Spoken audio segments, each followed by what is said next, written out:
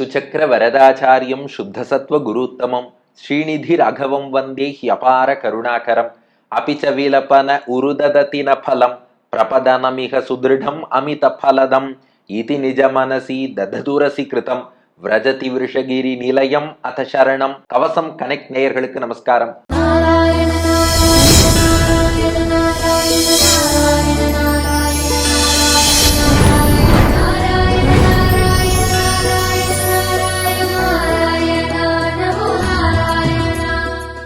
ஆழ்வார்களின் தலைவராகிய நம்மாழ்வார் அருளிய தமிழ் வேதமாகிய திருவாய்மொழியின் 6ஆம் பத்து 10ஆம் திருவாய்மொழி உலகமுண்ட பெருவாயான்னு தொடங்கக்கூடிய திருவேங்கடமுடையான் விஷயமான பதிகத்தை அனுபவித்து வருகிறோம். 10 பாசுரங்களிலும் சரணாகதி செய்பவரை காப்பவர் திருவேங்கடமுடையான் என்பதை பல பல காரணங்களை இட்டு வர்ணித்து வருகிறார் நம்மாழ்வார். அதுல 7வது பாசுரத்தை இன்றைய தினம் காண உள்ளோம். இந்த 7ஆம் பாட்டுல முக்கிய கருத்து என்னன்னா, நாம சரணாகதி பண்ண வசதியாக திருக்கோவில்கள்ல அர்ச்சாவதாரமாக பெருமாள் எழுந்தருளி இருக்கிறார். இதுதான் சாரமான விஷயம். அதனாலதான் இந்த பாட்டு தொடங்கும் போதே அடியேன் மேவி அமர்கின்ற அமுதே என்று தொடங்குகிறது. அதாவது நாம அனுபவிக்கிறதுக்கு. ஏன்னா பெருமாள்கிட்ட சரணாகதி பண்ணணுங்கிற அளவுக்கு நம்ம மனசு பக்குவப்பட்டுறதுன்னே வச்சுப்போம். வைகுண்டத்துல போய் சரணாகதி பண்ணுனா நாம எங்கேருந்து தேடின்னு போறது? பார்க்கடல்ல உள்ள பெருமாள்கிட்ட சரணாகதி பண்ணுனா பார்க்கடல் எங்க இருக்குன்னே நமக்கு தெரியாதே. இல்ல பெருமாள் அவதாரம் பண்ணுவார், அவர் அவதாரம் பண்ற வரைக்கும் காத்திருந்து சரணாகதி பண்ணுனா எவ்வளவு நாள் காத்திருப்பது? அல்லது அந்தர்யாமின்னு உள்ள ஒரு பெருமாள் இருக்கார், யோக சக்தி இருந்தால் அவரை சேவிக்கலாம், அப்புறம் சரணாகதி பண்ணுனா இந்த யோகம் எல்லாம் நமக்கு வருமா? அப்ப நாம சரணாகதி பண்ண வசதியா அர்ச்சாவதாரம்னு திருக்கோவில்ல எழுந்தருளி இருக்காருனா அப்ப அவர்கிட்ட தான் சரணாகதி பண்ணணும். சரணாகதி பண்ணா உடனே தன் அனுபவத்தை கொடுத்து ஆனந்தம் தந்து அமுதமாக இனித்து நம்மை காப்பவர் பகவான் என்பதை உணர்த்தக்கூடிய பாசுரம் 7வது பாசுரம். உங்கள் மனத்தறியை திறந்து கொள்ளுங்கள். காட்சி ஆழ்வார் திருநகரி. புளிய மரத்தடியிலே எழுந்தருளி இருக்கும் நம்மாழ்வார் மானசீகமாக புறப்படுகிறார். திருவேங்கட மாமலையை அடைந்து விட்டார். பெருமாள்கிட்ட கதறின் இருக்கார். கடந்த 5ஆம் பாட்டு 6ஆம் பாட்டு 2 பாசுரங்கள்ல கதறி கதறி, பகவானே நீ என்னைக்கு மோட்சம் கொடுக்க போறேன்னு சொல்லுன்னார். பெருமாள் சொன்னார், இந்த பிறவி என்னைக்கு முடியறதோ அன்னைக்கு கொடுப்பேன்னார். அப்ப இது என்னைக்கு முடியும்னு சொல்லி எனக்கு ஒரு நாள் குறிச்சு கொடுத்துரு. பரதனுக்கு எப்படி சித்திரை மாதம் வளர்பிறை பஞ்சமி திதி வருவேன்னு சொன்னபடி மீண்டும் வந்தாய், அது போல அடியனுக்கு எத்தனை நாள் கழித்து இத்தனாவது வருஷம் இந்த தேதி மோட்சம் கொடுப்பேன், அதை அடியனுக்கு சொல்லிடலாமேன்னார். பெருமாள் பார்த்தார், இப்படியெல்லாம் நாள் குறிச்சு கொடு சொல்லுன்னு கேட்டா எப்படி? கோபிகைகள் எனக்காக பொறுத்திருக்கவில்லையான்னார் பெருமாள். இப்ப பெருமாள் ஒரு புது பாயிண்ட் எடுத்து சொல்றார். என்னன்னா, 11 வயது வரை கண்ணபிரான் ஆயர்பாடியில் வளர்ந்தான், கோபிகைகளோடு கலந்து பழகினான். 11ஆம் வயசுல இவர் புறப்பட்டு என்ன பண்ணுறார், மதுராவுக்கு போயிடுறார். அங்கேருந்து துவாரகைக்கு போயிடுறார். அதுக்கப்புறம் கிருஷ்ணனுக்கு அப்கோர்ஸ் நிறைய அவதார காரியங்கள்லாம் இருக்கு. ஆயர்பாடி பக்கமே அவர் போல. நடுவுல உத்தவர் ஒரு முறை தூது போனார், பலராமன் ஒரு முறை தூது போனார். ஆனா இவாளும் கிருஷ்ணன் எப்ப வருவாங்கிறதையே சொல்லல. ஆனா கோபிகைகள் என்ன பண்ணா, என்னைக்காவது ஒரு நாள் கிருஷ்ணன் மீண்டும் வருவான், நாம் அவனை சேவிப்போம் நம்பிட்டு இருந்தா.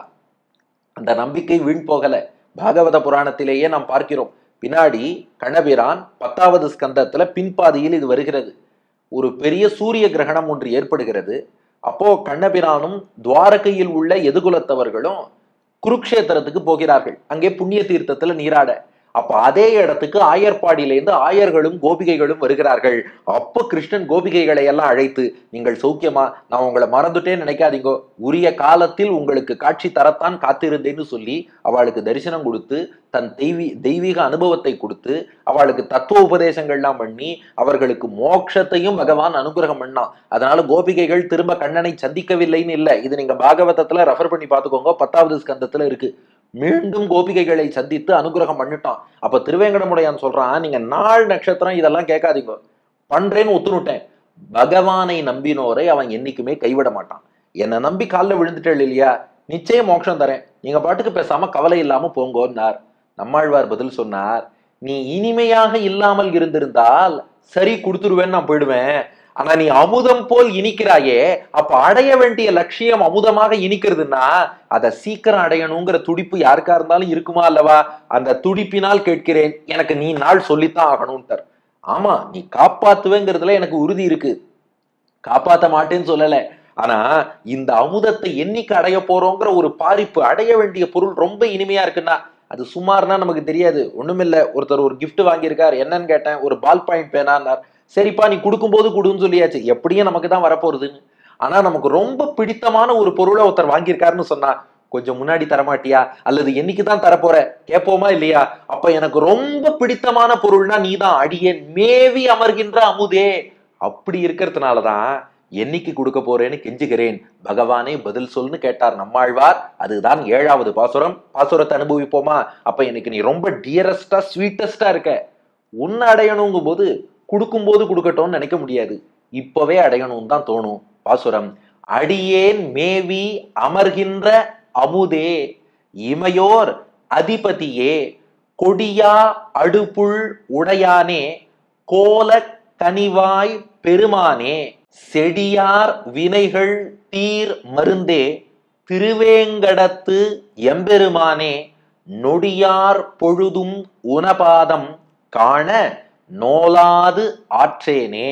அடியேன் மேவி அமர்கின்ற அமுதே, இமையோர் அதிபதியே, கொடியா அடுப்புள் உடையானே, கோலக்கனிவாய் பெருமானே, செடியார் வினைகள் தீர்மருந்தே, திருவேங்கடத்தெம் பெருமானே, நொடியார் பொழுதும் உன பாதம் காண நோலாது ஆற்றேனே.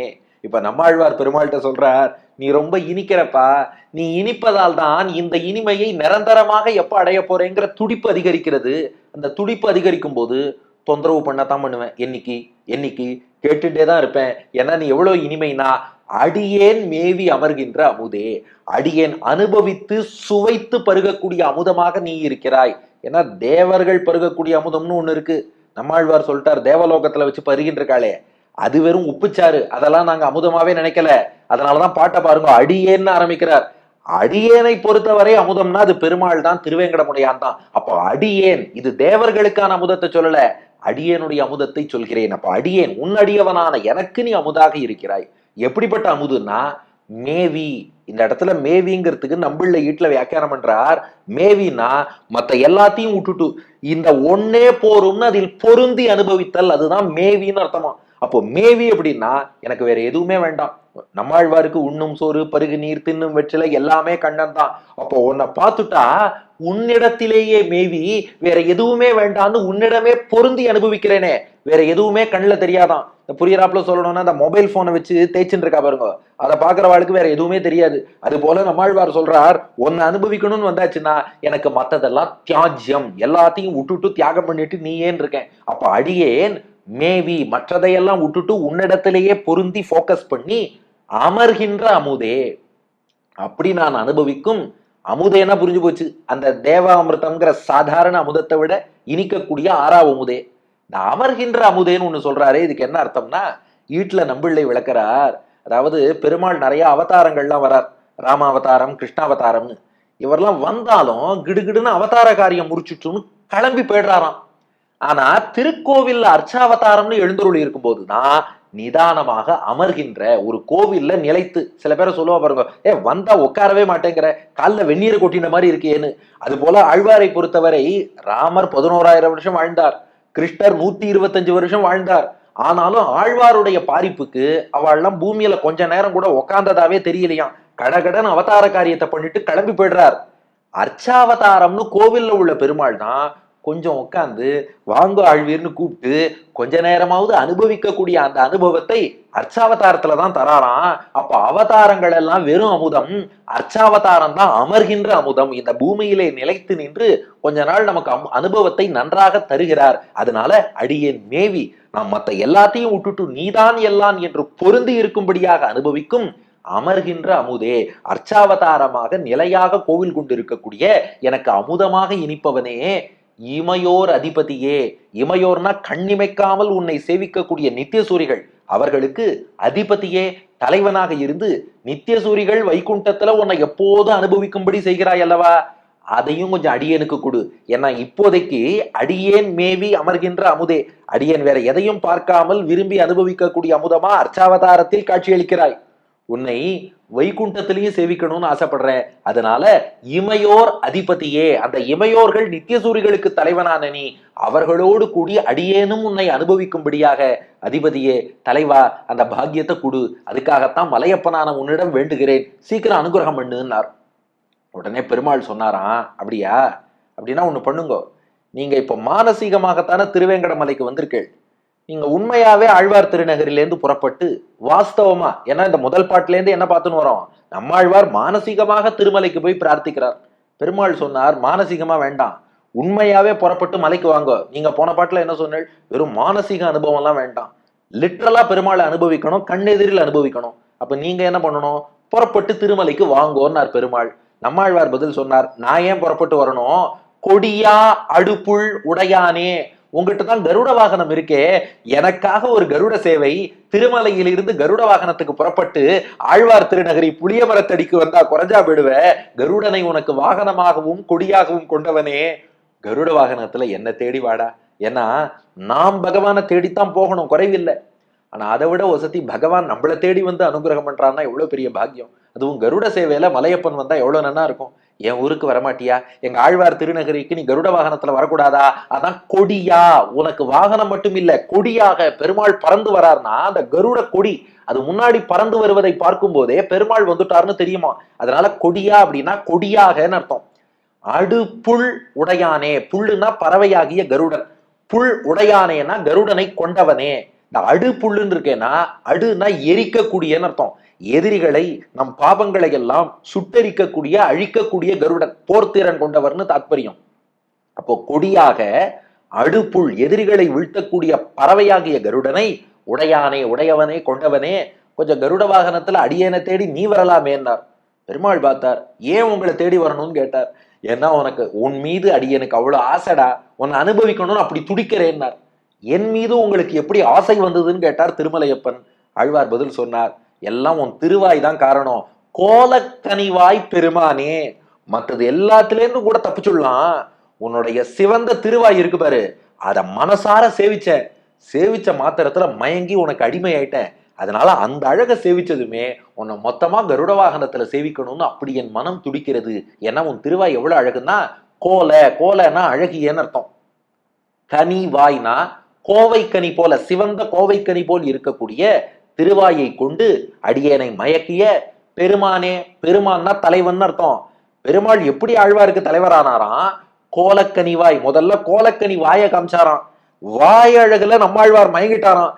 மயங்கி நான் உனக்கு அடிமைன்னு சொன்னவாரே இவர் பெருமான் ஆயிட்டாராம். ஏன்னா அடிமையே கீழே இல்லைன்னா அவர் எப்படி பெருமான்னு சொல்லிக்க முடியும். பெருமான்னு சொல்லணும்னா அவருக்கு சொத்து, அவர் கீழே நிறைய இருக்கணும் இல்லையா. மாடி மீது மாடி கட்டி கோடி கோடி சேர்த்து வைத்த சீமானே, ஆளு அம்பு சேனை கொண்டு காரடித்து போரடிக்கும் கோமானே, எல்லாம் கோமான் சீமான் பெருமான் எல்லாம் சொல்லணும்னா கீழே 4 இருக்கணுமா இல்லையா. அப்ப கீழே எப்படி நம்மாழ்வாரை கொண்டு வந்தார் அப்படின்னா கோலக்கனிவாய், அந்த திருவாய் அழகா காமிச்சார். ஆழ்வார் மயங்கி அடிமைட்டார். இவர் ஒரு அடிமை கிடைச்சதுனால அவர் பெருமான் ஆயிட்டாரா, கோலக்கனிவாய் பெருமானே. அதனால எல்லாம் உன்னை அனுபவித்த பாக்கியம்பா, அடியேன் மேவி அமர்கின்ற அமுதே, இப்படி உன்னை திருமலையில அனுபவிக்கும் பாக்கியம் மானசீகமாக அனுபவித்தேன். உடனே நித்திய சூரிகளை போல வாஸ்தவத்துல அனுபவிக்கணும்னு ஆசை வந்தது இமையோர் அதிபதியே. அதுக்கு நான் திருமலைக்கு வரமாட்டேன், கொடியா அடுகுள் உடையானே, நீயே கருட வாகனத்துல தேடிவா. அவ்வளவு ஆசையானா, ஆமா கோலக்கனிவாய் பெருமானே, உன்னுடைய திருவாய் அழகை காட்டி அடியனை மயக்கி விட்டாயே, அதனால நீ வந்து அடியனை ரட்சிக்கணும்னார். பெருமாள் பழைய கதைக்கு போயிட்டார். இல்ல உங்க பாபங்கள்லாம் கொஞ்சம் தடையா நடுவுல இருக்கே, பாபங்கள் நீங்கிட்டா காப்பாத்தி விடலான்னார். நம்மாழ்வார் சொன்னார், அத்தையும் நீதான் போக்கணும், செடியார் வினைகள் தீர் மருந்தேன்ட்டார். என்னுடைய செடி போல் முளைத்திருக்கக்கூடிய கத்தையா செடிகள்லாம் முளைத்திருப்பது போல என்னுடைய பாபங்களும் அவ்வளவு நிறைய பண்ணி வச்சிருக்கேன். ஆனா கொத்து கொத்தான அந்த பாபங்கள், செடி ஆர் வினைகள், வினைன்னு சொன்னா முன்வினை கர்மா, செடியார்னா செடி போல் செழித்து வளர்ந்திருக்கக்கூடிய, லோகத்துல ஏதோ நல்ல செடியெல்லாம் வளர்றதோ இல்லையோ, பாபத்தை மட்டும் நிறைய நான் விதைச்சு அறுவடை பண்ணும் அளவுக்கு செடிகளா முளைச்சிருக்கு. அந்த செடியார் வினைகள், அந்த செடி போல் அடர்த்தியான என் பாபங்கள் தீர் மருந்தே, அதை தீர்க்கக்கூடிய மருந்தாக நீதான் இருக்கிறாய். எங்கன்னா திருவேங்கடத்து எம்பெருமானே, திருவேங்கடத்தில் எங்கள் தலைவனாக இருந்து நீயே மருந்தாக இருந்து என்னுடைய பாபங்களை போக்குகிறாய். அப்ப நீ என்ன தேடி வர பாபம் தடைனா நீயே மருந்தாக இருந்து பாபங்களை போக்க வேண்டும். ஏன்னா எது சிறந்த மருந்துன்னா, அந்த ஆயுர்வேதக்காரா சொல்றாளாம், தரையில கிடைக்கிற மருந்தை விட மலைக்கு மேல் கிடைக்கிற மருந்துன்னா விசேஷம், அது நல்லா வேலை செய்யுங்கிறாளாம். நம்மாழ்வார் சொல்றாரு, அதே தான் அடியேன்னு சொல்றேன், எனக்கு தரையில கிடைக்கிற மருந்தெல்லாம் வேண்டாம், மலைக்கு மேல கிடைக்கிற மருந்து தான் வேணும். ஆனா அது எந்த மலைனா திருவேங்கடத்து எம்பெருமானே, அந்த திருவேங்கடம்ங்கிற மலையில் கிடைக்கக்கூடிய அந்த மருந்து தான் அடியனுக்கு வேணும். ஆனா பகவானே நீ எப்பேற்பட்ட ஆள் தெரியுமா, மருந்தாவும் நீயே இருக்க, அமுதமாவும் நீயே இருக்க. இந்த மருந்து அமுதம்னு வைத்தியத்துல ரெண்டு சொல்லுவா. ஒருத்தர் நோய்வாய்ப்பட்டு இருக்காருன்னா முதல்ல நோயை கிளியர் பண்ணணும், அதுக்கு ஒரு மருந்து கொடுப்பா, அதுக்கு மெடிசின்னு பேரு. நோய் குணமானாலும் அவருக்கு முழு ஆரோக்கியம் வராது. அப்புறமா என்ன சொல்லுவார், கை கால் வலிக்கிறது, கொஞ்சம் டயர்டா இருக்கு, சோர்வா இருக்கும்பார்.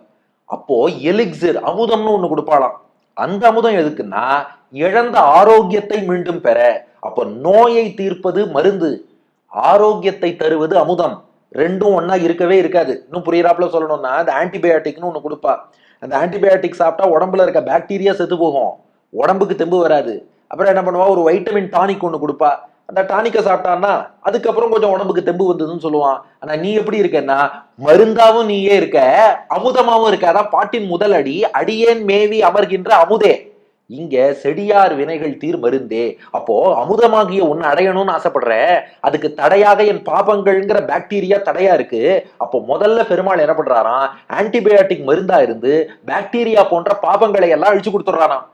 சரி, பாக்டீரியா பாபங்கள் போயிடுத்து, அனுபவிக்கணுமே, தெம்பு வேணுமேனா அடியேன் மேவி அமர்கின்ற அமுதேன்னு அதே பெருமாள் அமுதமாவும் வந்து, அப்ப நீ 2 in 1 இருக்கியே, ஆன்டிபயோட்டிக்காவும் இருக்க, வைட்டமின் டானிக்காவும் இருக்கியே, அப்ப செடியார் வினைகள் தீர் மருந்தே திருவேங்கடத்தியம் பெருமானே. இந்த திருவேங்கடத்தானே, உன்னை விட்டா என் பாபங்களை வேற எந்த மருந்தாலும் போக்க முடியாது. அல்லோபதி, ஹோமியோபதி, நேச்சுரோபதி, எத்தனை வைத்திய முறைகள் வந்தாலும் வெங்கடாச்சலபதி ஒருத்தனாலதான் பாபத்தை போக்க முடியும். அதனால இந்த பாபத்தையும் நீயே போக்கி சீக்கிரமா உன் திருவடிகளில் சேரும்படியாக அனுகிரகம் பண்ணு. என்ன, என்னால் தரித்திருக்க முடியலங்கிறார். தரித்திருத்தல்னா என்ன, உயிரை வச்சுட்டே என்னால வாழ முடியல, உன்னை விரைந்து அடையணும்னு ஆசைப்படுறேன். அதான் பாட்டின் நிறைவான அடி. நொடியார் பொழுதும் உனபாதம் காண நோலாது ஆற்றேனே. உன் திருவடிகளை அடைய முடியாம துடிச்சுட்டு இருக்கேன் நம்மாழ்வார். பெருமாள் கேட்டாராம், என் திருவடியை அடைய இதுவரை நீங்கள் என்ன முயற்சி பண்ணீர்கள்? இது வரைக்கும் எனக்கு நிறைய சொன்ன இடம். பெருமாள் கேட்கிறார், என்னமோ நீ அனுபவிக்கிறதுக்கு அமுதமாயிருக்கேன்னு சொல்லி என்னை பார்த்து சொன்னேள். அதுக்கப்புறம் நித்திய சூரிகளுக்கெல்லாம் தலைவன் என்று கொண்டாடினீர்கள். அதுக்கப்புறம் கருட வாகனத்துல நான் புறப்பட்டு வரணும்னு சொல்றேள். என் திருவாய் அமுதாலே மயக்கி உங்களை தொண்டன் ஆக்கினேன் என்கிறீர்கள்.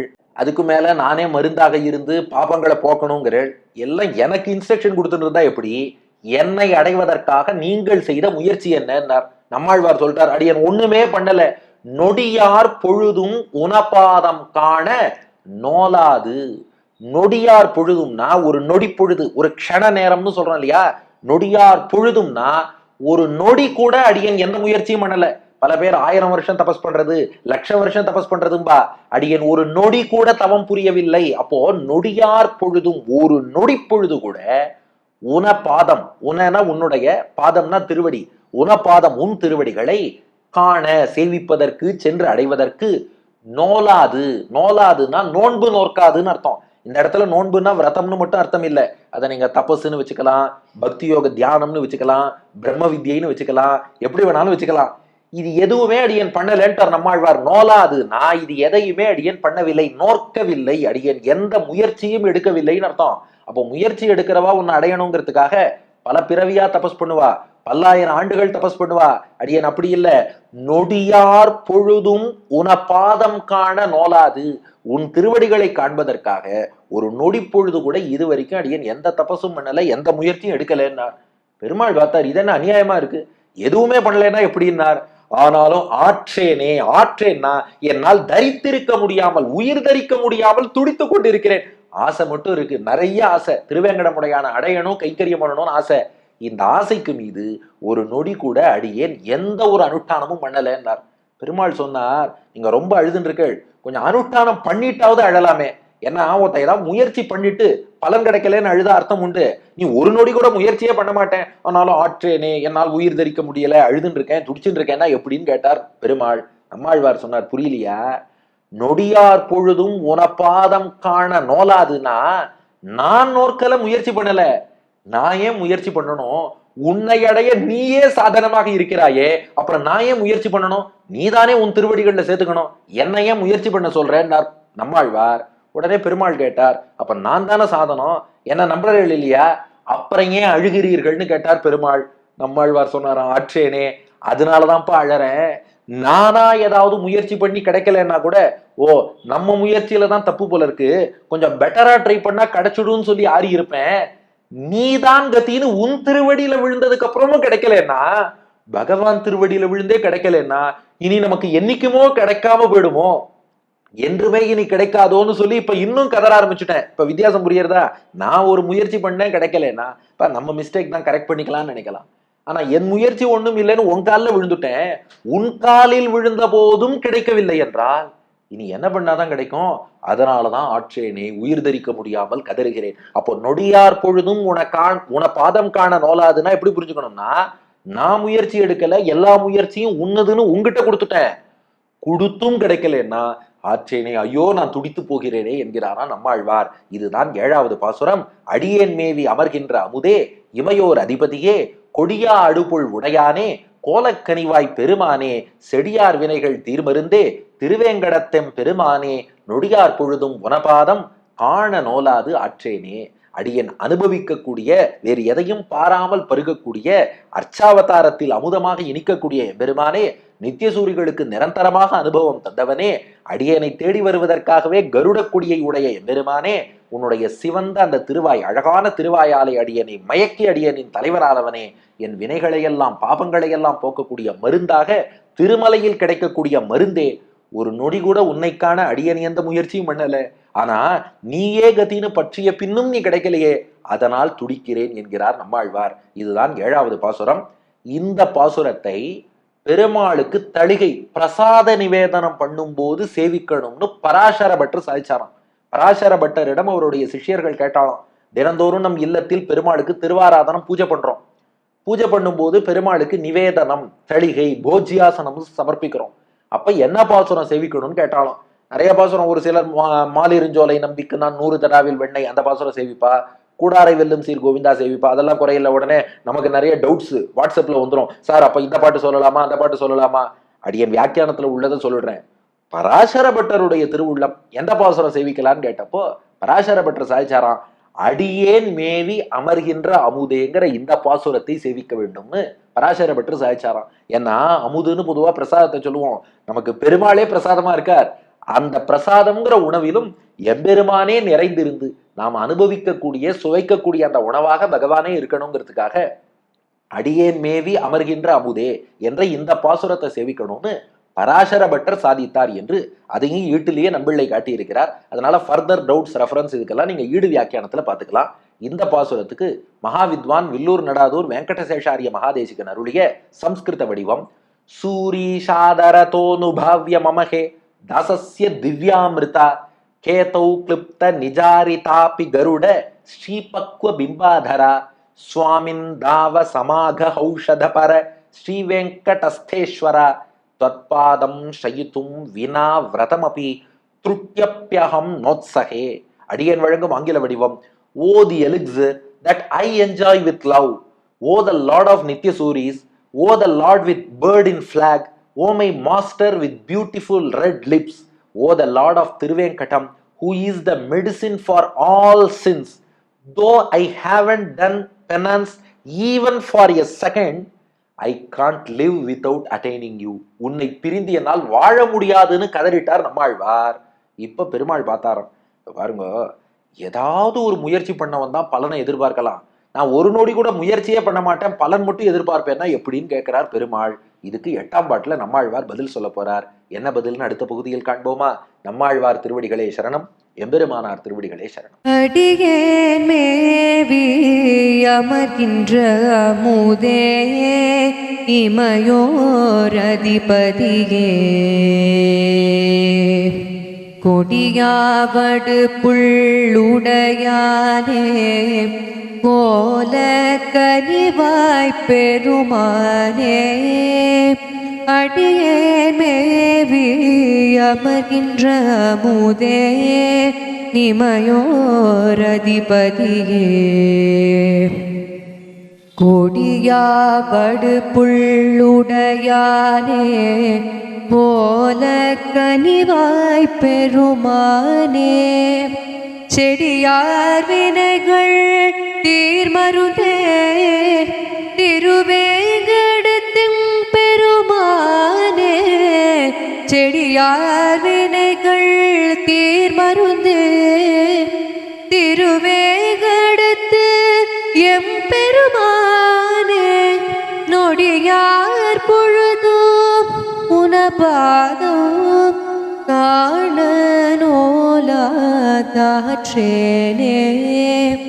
நொடியார் பொழுதோ முன பாதம் காண நோலாதாற்றேனே